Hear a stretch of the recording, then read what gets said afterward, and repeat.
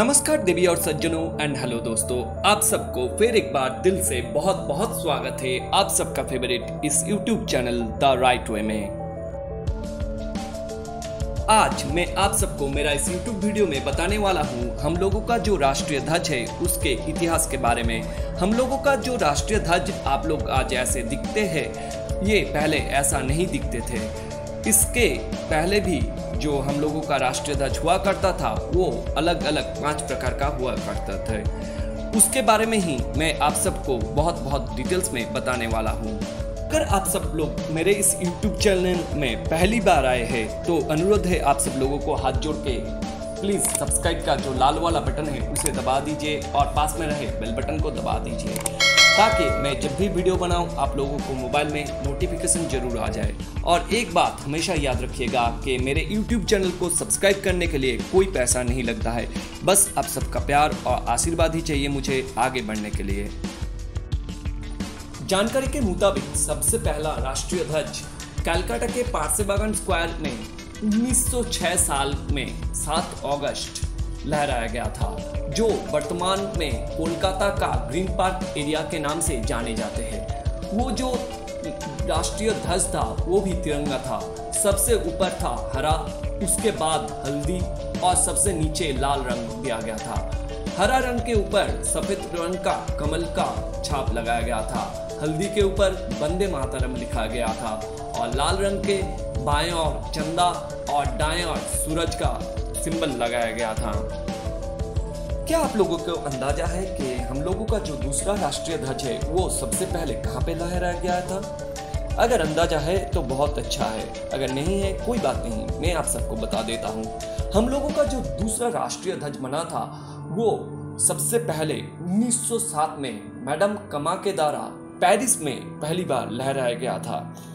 किसी के मुताबिक ये 1905 साल में भी हो सकते हैं। हम लोगों के दूसरे राष्ट्रीय ध्वज में पहले के ध्वज के जगह में रंग में कुछ परिवर्तन लाया गया था। सबसे ऊपर जो हरा था उसके जगह केसरी रंग लगाया गया और जो कमल का छाप था उसके जगह सप्तर्षि मंडल का 7 तारा लगाया गया।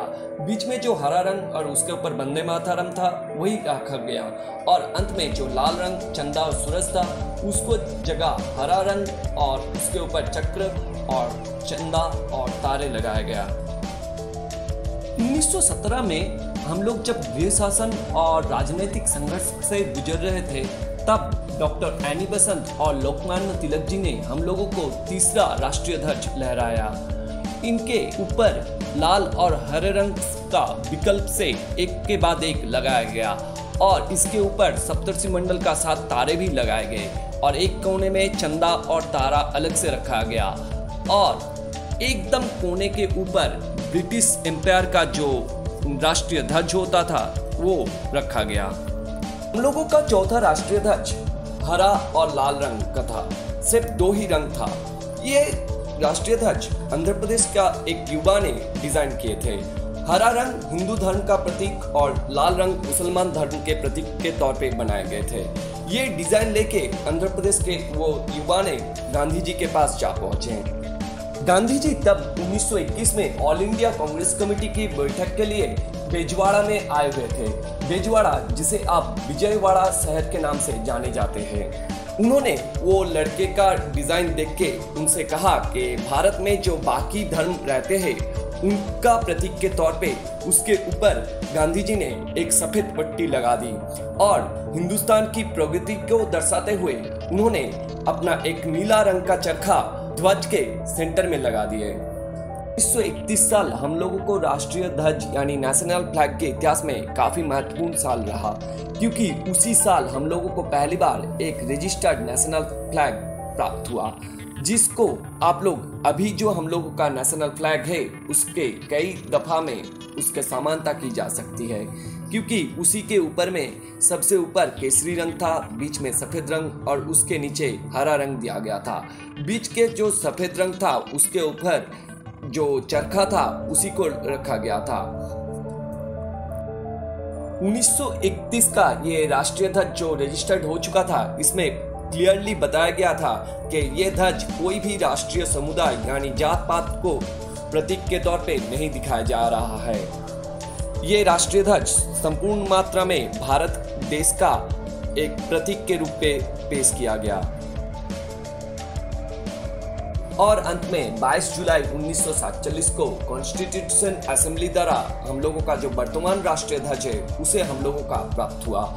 यहाँ पे जो बीच में जो चरखा रखा गया था उसे हटाकर सम्राट अशोक का धर्म चक्र लगाया गया। हम लोगों का जो राष्ट्रीय ध्वज है उसके सबसे ऊपर केसरिया रंग साहस और शक्ति का प्रदर्शन करता है। बीच में जो सफेद रंग है वो शांति प्रदर्शित करता है।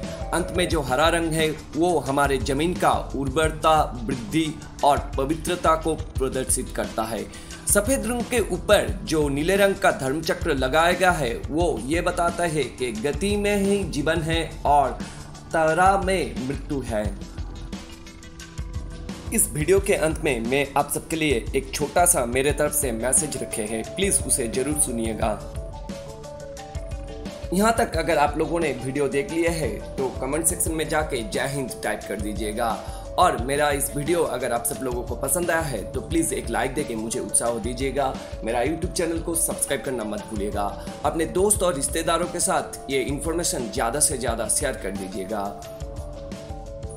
वीडियो खत्म करने से पहले आप लोगों के लिए मेरे दिल के गहराई से एक महत्वपूर्ण बात। मेरा देश जैसा भी है, मुझे ये कहने में गर्व है कि मैं भारत के वासी हूँ। अगर किसी दिन मुझे कोई लाखों करोड़ रुपए का कोई काम या देश के लिए कोई काम करके शहीद हो जाने के लिए कहे तो मैं देश के लिए काम करके शहीद हो जाने के लिए ही चुनूंगा, क्योंकि मुझे पता है उससे ज़्यादा गर्व के बाद मेरे लिए कुछ हो ही नहीं सकता है।